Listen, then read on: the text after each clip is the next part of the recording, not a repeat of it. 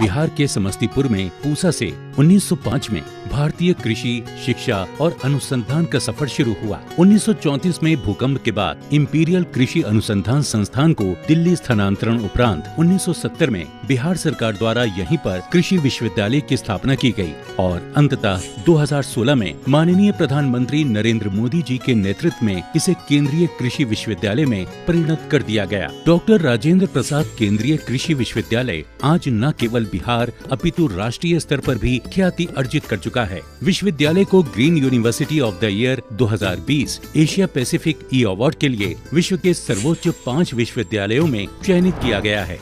छात्रों की पढ़ाई के लिए उचित वातावरण हेतु सुविधा युक्त हॉस्टल, स्मार्ट क्लासरूम और लाइब्रेरी के साथ साथ परिसर में स्वच्छ वातावरण उपलब्ध कराया जा रहा है। कृषि शोध एवं शिक्षा की जननी कहे जाने वाले डॉक्टर राजेंद्र प्रसाद केंद्रीय कृषि विश्वविद्यालय पूसा को IIRF यूनिवर्सिटी रैंकिंग 2024 में 7वां रैंक हासिल हुआ है। देश के अन्य प्रतिष्ठित यूनिवर्सिटीज जैसे JNU, DU और BHU के साथ RPCAU को ये मुकाम हासिल हुआ है।